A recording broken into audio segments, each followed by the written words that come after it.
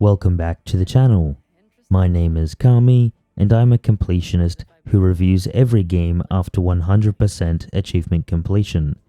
Today's title is a game I initially had sworn off upon its release. Cyberpunk 2077 has come a long way from its launch, redeeming itself to deliver one of the most engaging AAA gaming experiences I've had in years. With all of that said, allow me to showcase what this game has to offer. V, you don't know how much I want that to be true. Cyberpunk 2077 is an action RPG with a major emphasis on first-person combat. The core design encompasses a wide spectrum of customization and freedom to build your playstyle. This includes weapons, appearances, vehicles, dialogue choices, cyberware, and perks. The variety is satisfying, but it relies heavily on your creativity to keep things fresh. Unfortunately, the core loop is undermined by enemy design that poses little challenge, turning engaging combat encounters into a repetitive grind over the course of my completionist playthrough. The game offers a plethora of collectible weapons, allowing the player to choose how they'll destroy their enemies. The weapons can be categorized into 3 different types: firearms, melee weapons, and cyberware. Firearms feel like pellet guns initially, but don't worry, the game has WMDs later on. There's traditional guns and smart guns. It's nice to have guns that feel different to shoot, but I didn't care for auto-aiming firearms that do less damage. The shooting feels responsive. However, certain enemies do feel like bullet sponges. The melee weapons can be satisfying, however, you will need to invest in that build to reap some rewards. A sword without perks feels like a wet pool noodle. Since this is an RPG, it's all about the numbers. I found myself not getting attached to specific weapons, as the primary focus is increasing the damage stats. You'll often find better versions along your journey. If you love specific weapons, you can upgrade them with the parts you collect. You can add attachments, but I didn't find them to be noticeable during gameplay. They act as subtle bonuses that add damage buffs. Your chrome is really where things shine. The cyberware implants allows you to invest into your character and create the build you want. You may want to be an unstoppable force as a berserker, an agile samurai who deflects bullets, or a netrunner who disables enemies remotely like I did. When you're doing the same combat encounter over and over, there's a creep of what feels like copy-paste content. Cyberware is swappable, and it changes how you approach the combat, whether it's stealthily, passively, or aggressively. You can buy abilities which give you a huge edge in combat. Whilst I committed to my build, I appreciate I wasn't locked into anything. Your chrome is used in conjunction with the perk tree. You won't be able to get every ability, so it's important to choose those perks that align with a specific build. I personally chose Cool and Intelligence to form a stealth netrunner, who could one-shot enemies with silenced weapons and dump quick hacks if I were discovered. I put all of my skills into stealth, so I was able to sneak around, use stealth camo, and kill entire bases without being detected. Don't forget about the operating systems, which act as your special ability too. These can easily turn the tide of a fight. The amount of different perks and cyberware allows the player to have distinct playthroughs, which is great. I really appreciated that perk points I invested in had some effect on story outcomes and dialogue choices. This could be in the form of new entries into a building, the ability to threaten people for information, or hacking into facilities, saving yourself a hassle. It's a small detail, but it rewards commitment. Whilst the moment-to-moment combat is fun, the enemies fail to be a threat or challenge. I played this game on the second hardest difficulty, and I never felt under pressure. Of course, there's the exception of Adam Smasher. The only real threat is strength in numbers and being overwhelmed.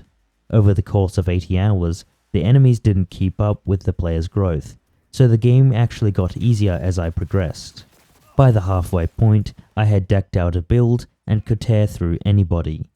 The game is great at fueling my power fantasy of being a cool netrunner, but that fades away if you complete all the content like I did. By the end of the game, I was still killing the same enemies I fought at the start. Combat encounters can feel stale at times, thus creating a monotonous feeling, especially when going for all of the achievements. Boss fights are very rare, and I wish I had more to fight. They would have broken up some of the more repetitive encounters. If you played stealth like I did, being discovered has no consequences since enemies don't call for backup. I will note, detection will affect story outcomes, which is great. If you miss headshots, enemies can feel like bullet sponges.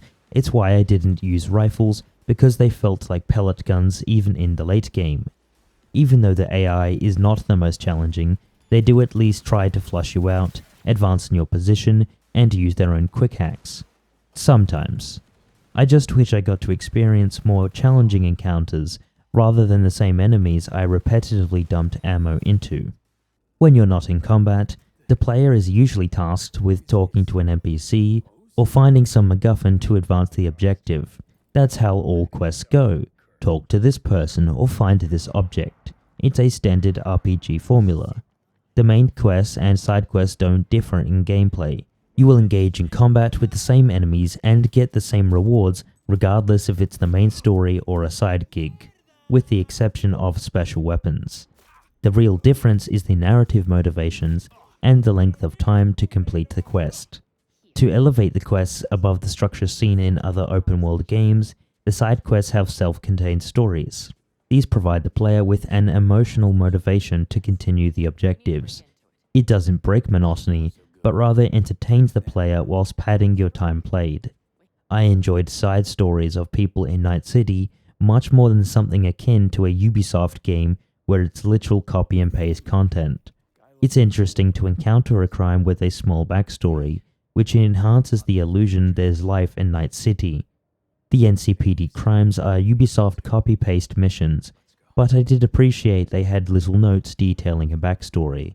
At least half the NCPD crimes could be cut without damaging long-term engagement. Compared to CD Projekt Red's previous title, The Witcher 3, I preferred the enemy variety that was given in that game. I got to experience way more mini-bosses to kill with the beasts you hunted down. Cyberpunk, in comparison, lacked that.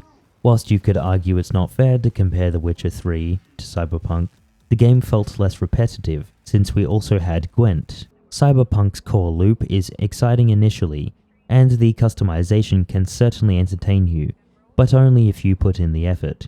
The experimentation is great, and so is the ability to become a god amongst men.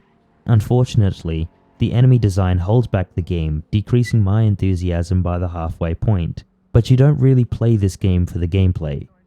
You play it because it has an awesome story.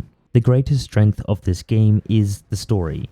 Unlike the combat, which felt stale at times, the narrative had me enthralled throughout my hours of playtime. It's the most gripping narrative I've played in a AAA title since Red Dead Redemption 2. What makes the story so interesting is how you mold the events of the game. V's dialogue is flexible enough for the player to shape their version of V, whilst feeling like a byproduct of living in Night City. The main campaign is about 20 hours in length, but the momentum of the story makes it difficult to stop there. After I started the DLC, which took an additional 20 hours, I still couldn't stop thinking about the main story. That's due to tight dialogue, intense set pieces, and great pacing of events, ensuring the story didn't overstay its welcome. The game's writing convinces you this is your V, your choices matter. That can be seen with high-stakes moments when making decisions which felt personal and impactful. Alongside V is Johnny Silverhand, who is the best character in the game without question. Keanu Reeves puts on a great performance, delivering a cynical mindset that challenges your perspective constantly. His unraveling history convinces you of the evil of megacorporations, solidifying your motivations. His jaded perspective, along with his monologues, had me ready to storm Arasaka Tower myself. Seeing the camaraderie between Johnny and V evolve gave the story its heart and soul, especially in the second half of the game. Watching the two change each other and ultimately decide each other's fates was confronting no matter the outcome. Johnny will speak to you, offer advice, criticize or praise you after making a decision. The more story-oriented side missions offered tighter interactions between characters, which outshine any game I've played. The game offers a selection of characters who offer well-developed storylines to explore. The dialogue exchanges are snappy and carry a level of effort, with full voice acting and cutscenes that feel like an extension of the main story. That's because side missions are treated with the same quality of writing as the main missions. Pan Am offers nomadic world building, Judy has a more emotionally charged quest, Rivers is dark and morally grey, and Kerry's is a blast watching him be a hater. You'll find yourself in entire areas for a side mission, such as Delamine's taxi service with a fully modelled garage to explore. The handcrafted side missions were incredibly enjoyable to play through, as they didn't feel like filler, they felt like additions to V's story within Night City. All of the endings in this game had an emotional impact on me. I saw all of them for the purposes of completion. Since this is a spoiler-free review, I won't say anything, but I am impressed how many endings were satisfying to watch. That's because they accurately feel like a payoff to the decisions made throughout the game as your V. Each ending offers a different outcome, and yet none of them are completely fulfilling. The endings are underlined with the cold reality that Night City has no happy endings. There were moments I just sat there watching the credits gobsmacked. I believe the developers successfully managed to have enough endings that covers players with all different perspectives. As this is an RPG, it's incredibly important to handle how the world treats the protagonist V. Unlike other RPGs, where you're worshipped as a savior, V feels insignificant within Night City. Unfortunately, the characters don't seem to have any respect for your efforts by the end of the game. You spend hours helping these people, and unless you choose a specific ending, they are nowhere to be seen. Their selfish attitudes aligns with the themes of Night City, prompting the player to question the weight of their impact in the world. The game sets up these handcrafted cutscenes with dialogue trees, fake text messages, all to simulate pseudo relationships. If you watch the credits, you see how loyal these friends truly are. By the end, you realize that Johnny was the only person who actually cared about V, which is rather disheartening. That's not a bad thing if you think about the broader picture. I'm complaining about the loyalty of fictional characters because that's how invested I got. If you're someone who believes a narrative can carry a game, this is for you. It's a game that offers a beautifully modeled and textured city with grit and grime. The beaming lights and perverse advertising desensitize you to a society filled with crime and degeneracy. Underneath all of that are characters who give you reasons to become invested. Stories have you feeling the weight of your actions. The narrative of V is easily one of the most memorable due to the player choice and well-crafted set pieces, which delivers heavy storytelling. Cyberpunk's visual presentation is truly stunning. It has some of the best visual design I've seen. This is seen across the high-fidelity textures, character designs, animations, and the user interface. The strong visual design delivers both a slick and gritty Night City. It's important to disclose that to enjoy the details, you will need a beefy GPU that can render them. The textures are the best I've seen in a game so far. That can be attributed to the fact that I often don't play modern AAA games, but regardless, the quality is very impressive. If you play in 4K like I did, you can appreciate the wrinkles in leather interiors, woven fibers, chromatic textures with scratches, and surface textures which look like photo scans. The high level of detail is applied whether it's the main story or a side mission. It gives a level of authenticity to Night City that enhances the visual immersion. Despite the pretty materials and surfaces, the inverse can be said about the grime of Night City, which complements the themes of the lore. The advertising is perverse and a shocking reflection of what could be in our own future. There's a stark comparison in the cushy corpo apartments that are professionally modeled and the grungy bars such as the Afterlife. The characters are expressively modeled and stylized. They're not hyper-realistic, but rather hyper-detailed. The facial animations are consistent during gameplay, but they really shine in the cutscenes. You can see slight facial movements, which adds to the ongoing drama during cutscenes. During a lot of side missions, characters have these fluid animations which adds to the storytelling. You can see this immediately with Jackie, but also Johnny, who has these animations even when you're just conversing. This is what brings the cutscenes to life, and it gives these moments much more of an emotional impact. The combat is filled with flashy animations that give the game a satisfying visual flair. Enemies explode with blood, emphasizing the gritty nature of the game. Weapons have unique animations which adds to the customization offered to the player. The weapon-specific animations help develop a personality for the player's V. Even though I critique the AI for being underwhelming, the visual feedback whilst killing them is certainly satisfying. The UI has a much cleaner, less cluttered design than The Witcher 3. It feels streamlined from that game, and thankfully doesn't feel overwhelming when navigating menus. There's small details like the huge IP addresses when hacking, or the icons that display your status.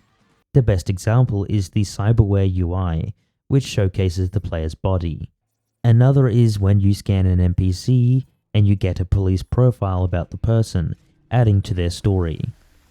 It's small details like that which add a nice visual flair to the game that you don't typically think about. Unfortunately, the map is very cluttered with icons.